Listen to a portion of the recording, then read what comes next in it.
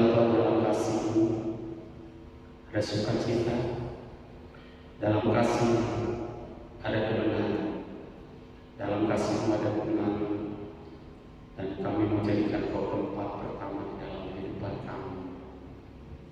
Saat kami memasuki ibadah pagi hari ini bersama anak-anak kami, semua orang tua di tempat ini, kami tahu Kau hadir bersama kami, dan kami saat ini siap untuk sharing firman bersama seluruh anggota keluarga besar kita bangsa.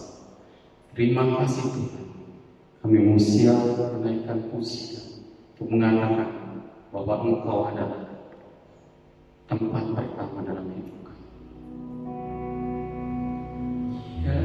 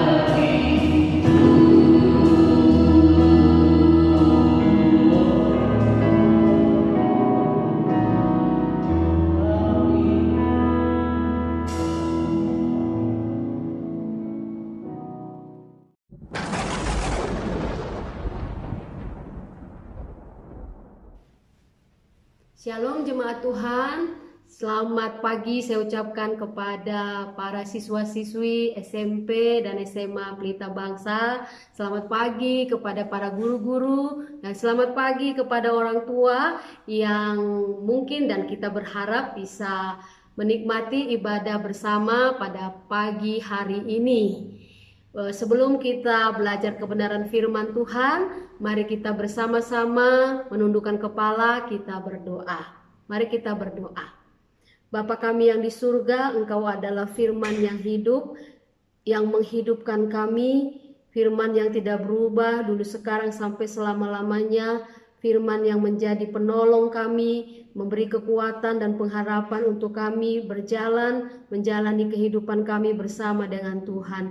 Kami mohon pada pagi hari ini, bukakanlah pikiran kami, sentuhlah hati kami, berikanlah kami firman-Mu Tuhan, buatlah kami mengerti, menerima, mengimaninya, dan dapat melakukannya dalam kehidupan kami sehari-hari. Berikan kami juga kesukaan untuk berani menceritakan, membagikan firman Tuhan yang kami sudah dapatkan kepada orang lain di sekitar kami, sehingga kami sama-sama mendapatkan berkat firman-Mu. Terima kasih Tuhan, saat ini kami siap belajar kebenaran firman Tuhan. Di dalam nama Tuhan kami Yesus Kristus kami berdoa dan bersyukur. Amin.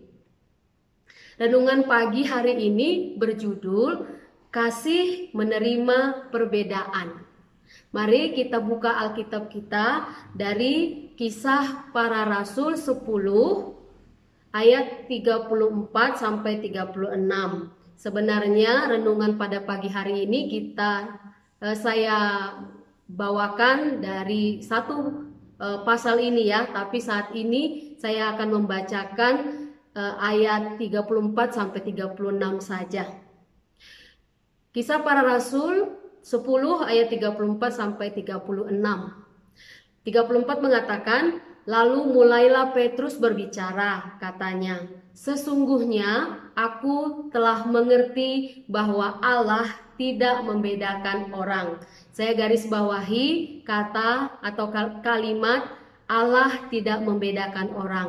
Di ayat 35, setiap orang dari bangsa manapun yang takut akan Dia dan yang mengamalkan kebenaran berkenan kepadanya. Saya garis bawahi, orang dari bangsa manapun yang takut akan Dia dan yang mengamalkan kebenaran berkenan kepadanya. Di ayat 36, itulah firman yang Ia suruh sampaikan kepada orang-orang Israel, yaitu firman yang memberitakan damai sejahtera oleh Yesus Kristus yang adalah Tuhan dari semua orang. Saya garis bawahi, Yesus Kristus yang adalah Tuhan dari semua orang. Allah memerintahkan umat pilihannya, bangsa Yahudi, untuk menjadi kudus dan terpisah dari yang lain.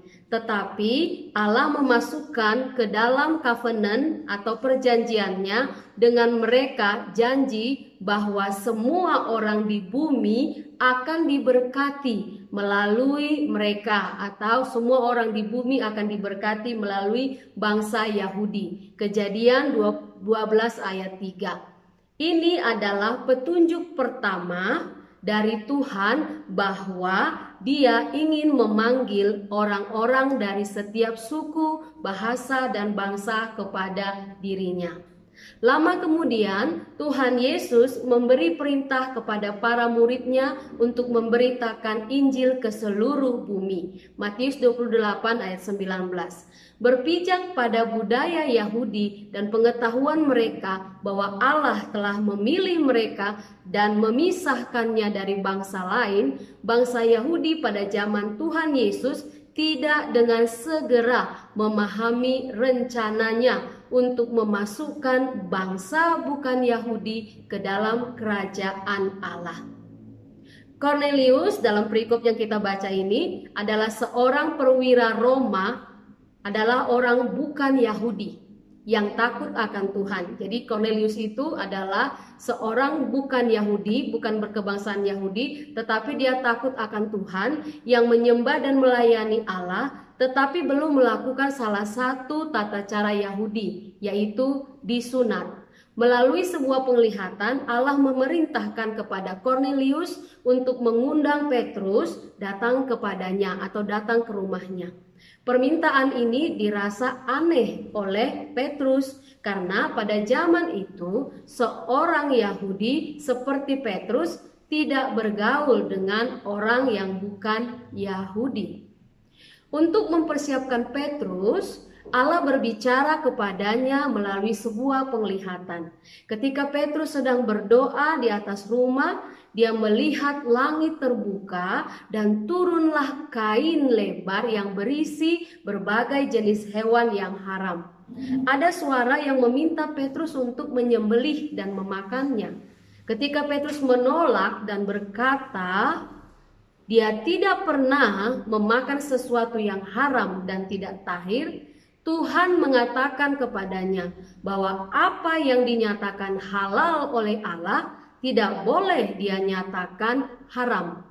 Markus 7 ayat 19. Ketika Petrus masih bertanya-tanya tentang penglihatan yang baru dilihatnya, Roh Kudus memberitahu Petrus bahwa akan ada beberapa orang yang datang dan Petrus harus pergi bersama mereka. Tepat pada saat itu juga orang-orang suruhan Kornelius sampai di depan rumah tempat tinggal Petrus. Petrus mau pergi bersama orang itu dan mengajak orang Kristen Yahudi lain bersamanya.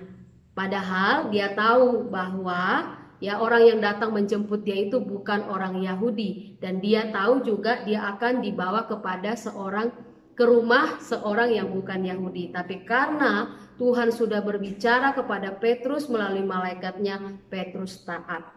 Orang banyak yang berkumpul di rumah Kornelius mendengarkan pengajaran Petrus tentang Tuhan Yesus dan pengampunannya atas dosa-dosa orang yang percaya kepadanya.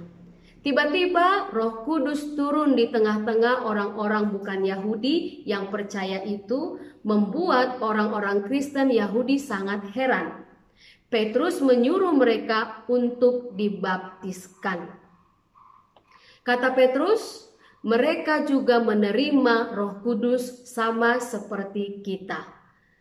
Pemahaman orang Yahudi memahami bahwa Roh Kudus itu hanya turun buat mereka. Tapi kisah Kornelius di rumahnya ini membuat bangsa atau orang Kristen Yahudi menyadari bahwa Roh Kudus juga turun atas orang bukan Yahudi yang percaya kepada Tuhan Yesus. Pelajaran yang Allah ajarkan kepada Petrus dan beberapa kaum beriman hari itu adalah ada dua. Satu, Allah membatalkan peraturan pembatasan makanan dan peraturan-peraturan lain di Perjanjian Lama yang telah memisahkan orang Yahudi dan bukan Yahudi. Dua, Allah menerima semua orang percaya dari bangsa manapun. Sejak saat itu, banyak orang Kristen bukan Yahudi menjadi percaya dan menjadi bagian dari gereja Allah. Banyak dari kita sebagai orang Kristen juga merasa sulit untuk mengasihi dan menerima orang Kristen yang berbeda dengan kita. Atau kita enggan menjangkau orang-orang yang tidak atau belum percaya kepada Injil Kristus. Tetapi Allah lah yang memilih kita. Seperti Petrus, kita perlu menyadari bahwa semua orang yang percaya kepada Tuhan Yesus Kristus dan karya pendamaiannya adalah bagian dari gereja Allah. Aplikasi yang bisa kita lakukan setelah hari ini atau setelah mendengarkan renungan ini ada 5 yang saya bisa beritahukan. Yang pertama, mari belajar dan berusaha menyatakan kasih Allah kepada orang-orang yang berbeda dari kita. Yang kedua, mari mengasihi dan menerima orang-orang Kristen dan sesama manusia yang berbeda dari kita. Yang ketiga, ayo bersahabat dan saling bantu dalam kegiatan belajar di kelas dan di sekolah kita yang terdiri dari banyak suku bangsa. Di sekolah kita ada suku Tionghoa, Batak, Jawa, Sunda, Timur, Papua. Dan di sekolah kita juga meski sekolah Kristen, tapi tidak hanya orang Kristen, ada agama yang lain seperti Buddha. Mari kita bersahabat, mari kita saling bantu ya, mempersiapkan atau mengerjakan PR atau mempersiapkan ulangan bersama-sama untuk kita saling bantu dalam belajar kita meskipun kita berbeda-beda sukunya. Yang keempat, nah ini ya, kita menyadari mari kita minta ampun dan bertobat. apabila seringkali kita masih belum dapat menerima orang yang berbeda dari kita.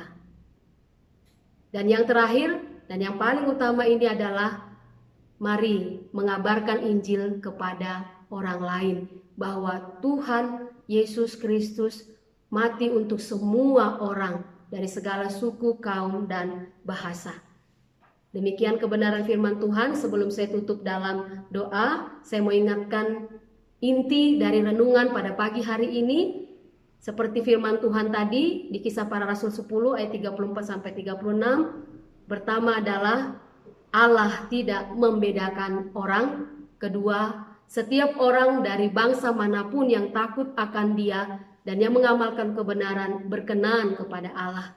Ketiga, Yesus Kristus adalah Tuhan dari semua orang. Mari kita berdoa.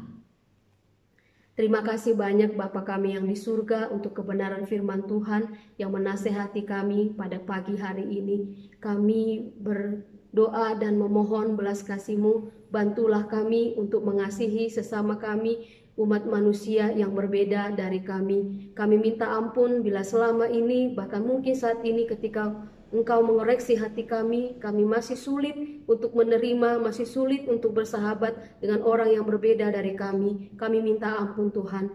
Dan malam pagi hari ini kami mohon sekali lagi, bantu kami untuk menyatakan kasih-Mu dan berikan kami keberanian untuk menceritakan tentang Tuhan Yesus kepada orang yang berbeda dengan kami. Terima kasih ya Tuhan, dalam nama Tuhan Yesus kami berdoa dan bersyukur. Amin.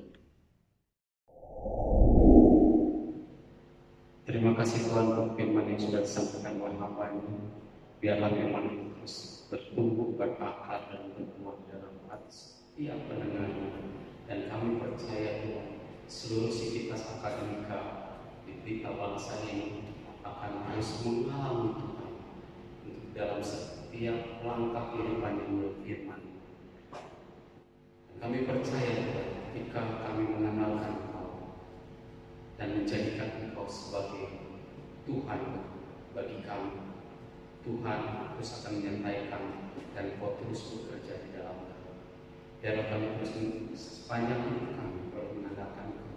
Biar kami seperti pohon yang tidak pernah kering, bahkan terus menghasilkan buah di dalam Engkau.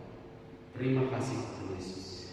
Kami mau menaikkan pujian ini untuk memberkati setiap orang. Melalui pujian ini biarlah pujian ini boleh membuat kami mengalami.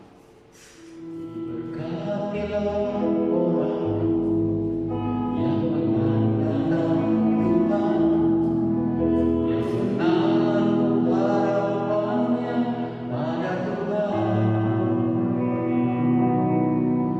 Ia seperti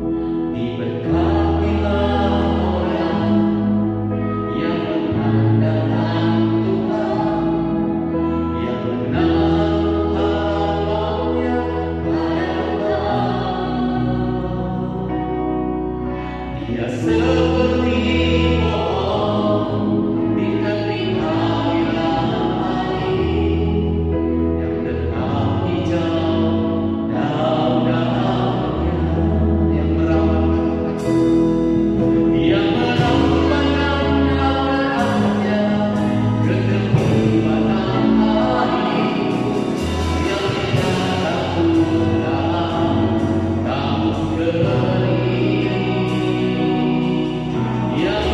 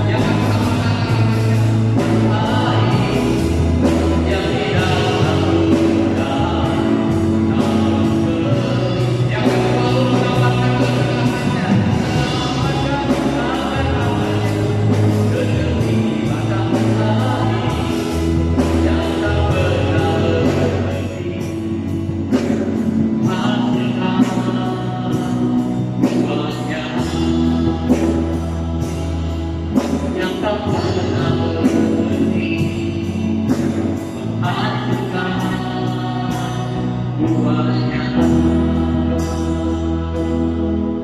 yang tak pernah berhenti menghasilkan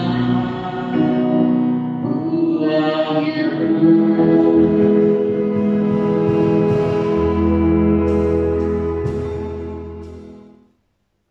Sebelum kita memulai pelajaran kita pada pagi hari ini, mari kita menutup ibadah kita dalam doa. Bapa kami di surga, terima kasih untuk berkat-Mu. Tuhan, perkenankan kami untuk beribadah. Dan saat ini kami serahkan hidup kami sepenuhnya ke dalam tangan pengasihan Bapa. Tolong dan bantulah kami di dalam belajar kami hari ini. Berikan kami konsentrasi, kepintaran, dan kami mohon buatlah berhasil studi kami untuk hormat dan kemuliaan bagi nama Tuhan. Berkati guru-guru kami ya Tuhan, berikan mereka hikmat, kemampuan di dalam mendidik dan mengajarkan ilmu pengetahuan yang mereka harus berikan kepada kami, dan kami menerimanya dengan penuh sukacita. Kami juga berdoa untuk orang tua kami, berikan mereka kekuatan, kesehatan, dan berkatilah mata pencarian mereka. Biarlah berkat dan rezeki yang daripada Tuhan turun atas orang tua kami. Terima kasih ya Tuhan, di dalam nama Tuhan Yesus kami berdoa dan bersyukur. Amin.